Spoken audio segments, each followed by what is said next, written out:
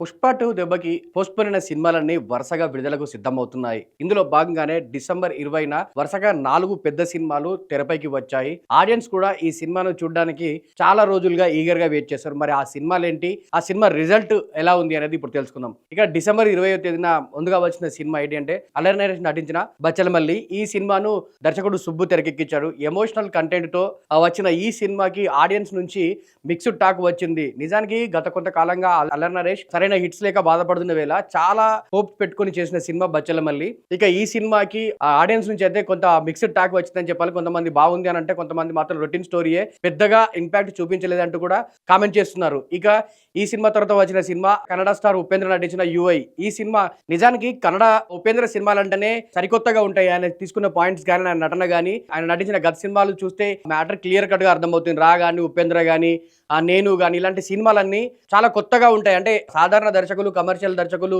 ఊహించే దానికంటే సపరేట్ గా ఊహిస్తూ సరికొత్త సినిమాల్ని ఆయన ప్రేక్షకుల ముందు తీసుకురావడంలో ఆయన దిట్ట. సో అలాగే వచ్చిన సినిమా యుఐ. ఈ సినిమాకి సంబంధించి కథలో ఎక్కడ కథ ఎక్కడ మొదలవుతుంది, ఎక్కడ ఎండ్ అవుతుంది, ఒక పాయింట్ అనేది లేకుండా జస్ట్ ఒక సీన్స్ తో వెళ్ళిపోయే సినిమా కాబట్టి, అంటే ఆ సాధారణ ఆడియన్స్ చూసి ఎంజాయ్ చేయడానికి, అంటే ఆ సినిమాని ఆకట్టుకోవడానికి ఎలాంటి ఎలిమెంట్స్ లేకపోవడంతో మోస్ట్ ఆఫ్ ది ఆడియన్స్ ఈ సినిమాని రిజెక్ట్ చేస్తున్నట్టు కూడా కనిపిస్తుంది.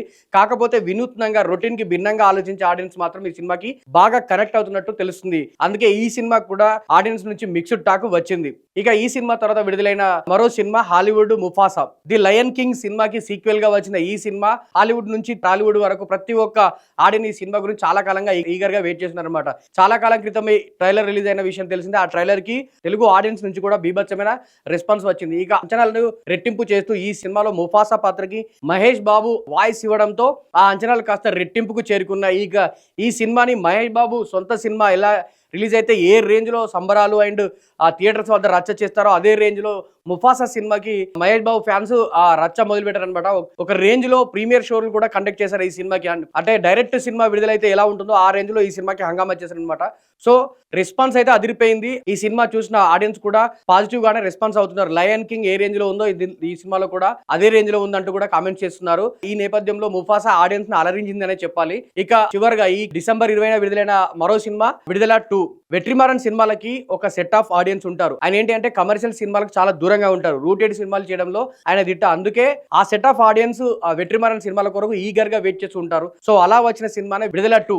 ఇక గతంలో విడుదలైన విడుదల సినిమాకి ఆడియన్స్ నుంచి రెస్పాన్స్ సూపర్ గా వచ్చింది. ఆ సినిమా మంచి బ్లాక్ బస్టర్ గా నిలిచింది. కలెక్షన్స్ కూడా అదే రేంజ్ లో వచ్చాయి ఆ సినిమాకి. ఇప్పుడు అదే నేపథ్యంలో, అంటే ఆ సినిమా పైన ఉన్న హోప్ తోనే అదే ఎక్స్పెక్టేషన్స్ విడుదల 2 పై కూడా రావడంతో అదే రేంజ్ లో అంచనాలతో సినిమాకి వెళ్లారు ఆడియన్స్. గత సినిమాల మాదిరిగానే ఈ సినిమా విషయంలో కూడా వెట్రిమారన్ ఎలాంటి డిసప్పాయింట్ చేయలేదు ఆడియన్స్ ని. తను ఎంచుకున్న కథని రూటెడ్ ఏరియాలో, అంటే ఆ రూరల్ బ్యాక్డ్రాప్ లో నక్సలిజం, దాని ఎఫెక్టెడ్ పర్సన్స్ ఎలా ఉంటారు అనే నిజ జీవిత సంఘటనల అర్థంగా, అంటే రూటెడ్ కథల్ని చెప్పడంలో ఆయన దిట్ట కాబట్టి అలాంటి కథతోనే ఇప్పుడు విడుదల 2 కూడా వచ్చింది కాబట్టి, సో ఆ నేపథ్యంలోనే ఈ సినిమా కూడా ఆడియన్స్ కి మంచి రెస్పాన్స్ వచ్చిందని చెప్పాలి. ఇక మొత్తంగా చూసుకుంటే ఈ 4 సినిమాలలో విడుదల 2కి ఆడియన్స్ నుంచి సూపర్ రెస్పాన్స్ వచ్చింది. ఈ సినిమా హిట్ ఖాతాలోకి వెళ్ళిపోయినట్టుగా కూడా ఆడియన్స్ చెప్పుకుంటున్నారు. ఇక దాని తర్వాత ముఫాసా 2 ఉంది.